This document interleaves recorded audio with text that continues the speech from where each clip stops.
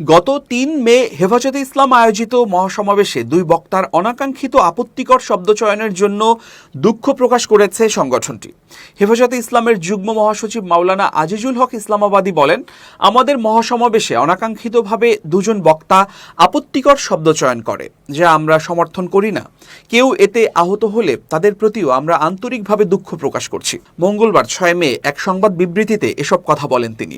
মাওলানা আজিজুল হক ইসলামাবাদী বলেন, একই সঙ্গে সেকুলার প্রগতিশীল ঘরানার যারা এতকাল আলেম ওলামাকে বিদ্বেষমূলকভাবে জঙ্গি, মৌলবাদী, ধর্ম ব্যবসায়ী ও সাম্প্রদায়িক বলে কটাক্ষ করে এসেছেন, তাদেরকেও আমরা এ ধরনের আপত্তিকর শব্দচয়ন থেকে বিরত থাকার আহ্বান জানাই।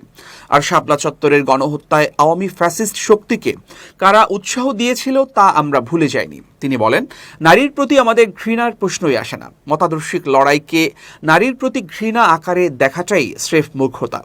আমরা আবারও বলছি, যার যার ধর্মীয় বিধান অনুসারে নারীর ন্যায্য অধিকার রক্ষায় আমরাও সংস্কার কাজে সম্পৃক্ত হতে আগ্রহী। কিন্তু শুরুতেই আলেম ওলামা ও অন্যান্য ধর্মীয় বিশেষজ্ঞকে বাদ দিয়ে একদল এনজিওবাজ নারীবাদীকে নিয়ে নারী বিষয়ক সংস্কার কমিশন গঠন করা হলো, যার ফলে এমন একচেটিয়া প্রতিবেদন তৈরি করা হয়েছে যেখানে সেকুলার প্রগতিশীল নারী সমাজের স্বার্থ ও মতাদর্শ রক্ষিত হলেও ধর্মপ্রাণ বৃহত্তর নারী সমাজের ধর্মীয় চিন্তা ও বিবেচনা উপেক্ষিত হয়েছে।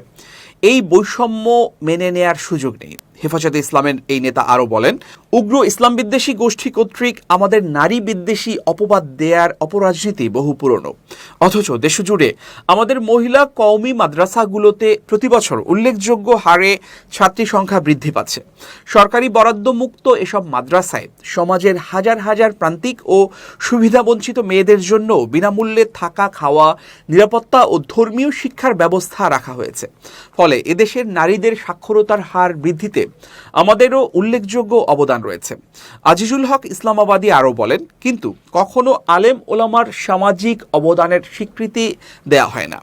আর আমাদের এই সামাজিক ভূমিকা ও ধর্মীয় অবস্থান আধুনিক ব্যবস্থায় এদেশের নারীকে পণ্য বানানোর পশ্চিমা এজেন্ডা বাস্তবায়নের অন্তরায় বলেই সাম্রাজ্যবাদী গোষ্ঠী আমাদের বিরুদ্ধে একদল উগ্র নারীবাদীকে লেলিয়ে দিয়েছে বলে আমরা মনে করি।